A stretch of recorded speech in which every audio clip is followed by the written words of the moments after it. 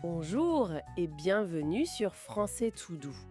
Aujourd'hui, on a un sujet passionnant, une technique qui pourrait vraiment changer la donne pour apprendre le français. Ah oui, tout à fait. On va parler du shadowing. Exactement, le shadowing. Préparez-vous, ça pourrait bien vous surprendre. On parle d'une méthode qui peut améliorer la prononciation de façon assez bluffante. Oui, Et ça, c'est important sans forcément se noyer dans la grammaire tout de suite. c'est ça qui est motivant, non? La promesse, elle est quand même forte, hein. Arriver à une fluidité presque parfaite. Une prononciation authentique en, disons, quelques mois.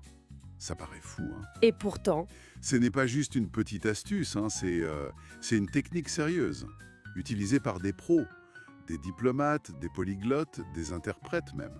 d'accord, donc des gens pour qui la langue, c'est crucial. Exactement. L'efficacité, elle est reconnue.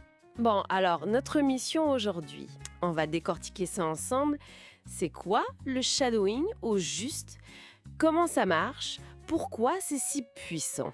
Et surtout, on va voir comment on peut commencer, peut-être même faire un tout petit essai ensemble, là, maintenant. Super idée. Alors, petit conseil, trouvez un endroit calme. Ou alors, si vous marchez, c'est bien aussi. L'apprentissage en mouvement, ça aide parfois. Allez, on y va.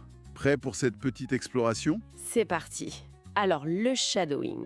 Le principe de base, en fait, c'est assez simple.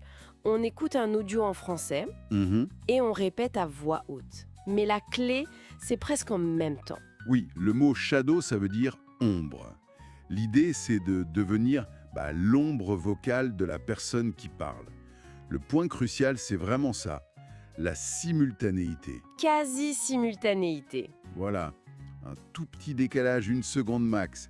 C'est pas répété après, hein, c'est comme un écho, mais immédiat. D'accord. Mais qu'est-ce qui fait que ça marche si bien, tiens? C'est quoi le secret? Alors, il y a plusieurs choses. La première, qui est assez fascinante, c'est que ça court-circuite un peu notre réflexe de traduire dans la tête.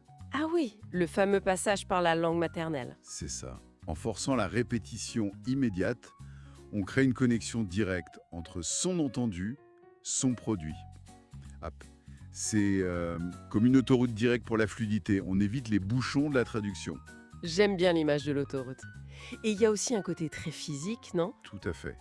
C'est un entraînement musculaire, en fait. Pour les lèvres, la langue, tout l'appareil phonatoire. Un peu comme... Comme apprendre un instrument. Exactement. Comme apprendre à jouer d'un instrument.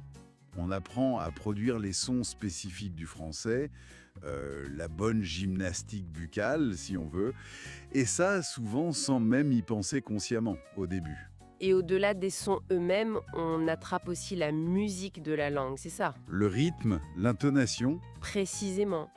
L'intonation monte, elle descend, le rythme des phrases et bien sûr les liaisons. c'est important en français. Tout ça, on l'absorbe naturellement, un peu par imprégnation. C'est comme apprendre une chanson. Voilà, on n'apprend pas juste les mots, on apprend la mélodie qui va avec. Ce qui est un peu surprenant, c'est que ça marcherait même si on ne comprend pas tout, même pour un niveau A1 par exemple. C'est une très bonne remarque. On pourrait se dire, à quoi ça sert de répéter si je comprends pas? Oui, c'est ça. Mais l'astuce, c'est que l'objectif premier, ici, c'est pas l'analyse du sens, c'est l'imitation. L'imitation du son, du rythme. Notre cerveau, il est incroyable pour repérer des motifs, des schémas. Mhm. Même sans comprendre chaque mot, il enregistre les structures, les enchaînements typiques du français. C'est un apprentissage un peu souterrain, subconscient. On apprend à penser les sons du français. Fascinant, vraiment. Alors, concrètement, comment on s'y met? Il y a des étapes, j'ai cru comprendre. Oui, pour que ce soit efficace, on recommande souvent 3 étapes. La première, le repérage. Repérage, ok? C'est simple. On prend un audio court, comme notre exemple entre Clara et Lucas, et on l'écoute une fois, tranquillement, juste pour capter l'idée générale, la musique, sans pression. D'accord, une écoute passive en somme. Voilà. Ensuite, deuxième étape, le shadowing assisté. Assisté, c'est-à-dire... Là, on écoute à nouveau, mais cette fois, on répète en même temps et on a le texte sous les yeux. Ah, avec le texte. Oui, c'est crucial au début. Ça permet de connecter ce qu'on entend, ce qu'on voit et ce qu'on dit. On voit je, on entend je, on essaye de faire je, pas je. On voit enchanté, on vise le son en. D'accord, ça synchronise tout. Et la dernière étape, Le grand bain, c'est un peu ça. le shadowing echo. On enlève le texte, Ah, on se fie juste à son oreille. On écoute et on répète, toujours quasi simultanément. C'est là qu'on voit si on a vraiment absorbé le rythme, les sons, les liaisons, comme dans « Moi c'est Lucas » ou ce fameux « À bientôt ». À bientôt. Est-ce que ça coule? et la règle d'or, c'est quoi? Si j'ai bien compris, il faut surtout pas s'arrêter si on bute sur un mot. Exactement. C'est la règle. Garder le rythme prime sur tout, quitte à marmonner un mot ou même à le sauter, pour rester collé au locuteur. Ça doit être un peu déstabilisant au début, non? On doit avoir l'impression de bafouiller. Ah oui, la première fois, on a l'impression de courir après un TGV. C'est normal. Faut pas chercher la perfection tout de suite. Le but, c'est de rester dans le flow. Ok, donc pour notre dialogue d'exemple, saluer et faire connaissance, on a identifié des points clés. Le son je, le son en, les liaisons. En faisant les étapes, on se concentre sur ça. C'est ça. On essaye de calquer. Et surtout, on est bienveillant avec soi-même au début. C'est un processus. Juste sentir le rythme, sentir la mélodie de phrases comme « Comment allez-vous » ou « On reste en contact », c'est déjà énorme. Bravo si vous avez tenu le coup rien qu'en écoutant l'explication, c'est déjà un pas. Même si l'idée de parler en même temps, ça peut faire un peu peur au début. Tout à fait. L'important, c'est d'avoir compris le principe. Et peut-être d'avoir commencé à imaginer ce que ça fait. C'est ça le début du chemin. Alors la mission qu'on pourrait proposer, juste 10 minutes par jour, pas plus. C'est ça, 10 minutes. C'est court, mais la régularité paie énormément avec cette technique. On peut voir des progrès assez vite, en quelques jours ou quelques semaines. Et pour aider, on peut souvent trouver le texte de l'audio, comme en PDF avec les instructions.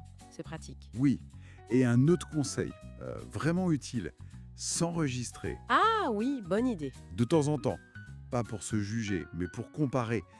Tiens, la semaine dernière, je butais là-dessus et maintenant ça passe mieux. C'est super motivant de voir ses propres progrès. Régularité, c'est vraiment le maître mot, donc. Mieux vaut ces 10 minutes chaque jour qu'une heure d'un coup, une fois par semaine. Absolument. C'est l'entraînement constant qui fait la différence. Et après, une fois qu'on est à l'aise avec un dialogue, on peut essayer avec autre chose. Pourquoi pas l'alphabet ou les chiffres, comme vous disiez, ou une chanson qu'on aime bien. Exactement. Le champ est possible et vaste.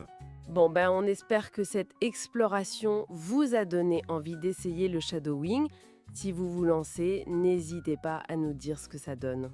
Oui, surtout. Lancez-vous. Bon courage. Et pour finir, peut-être une petite pensée. Ah oui, Une fois qu'on arrive à être l'ombre d'un dialogue, et si la prochaine étape c'était de devenir l'ombre, non pas juste des mots, mais d'une émotion exprimée en français. intéressant. À méditer. Voilà. Salut et à très bientôt sur Français tout doux. À bientôt.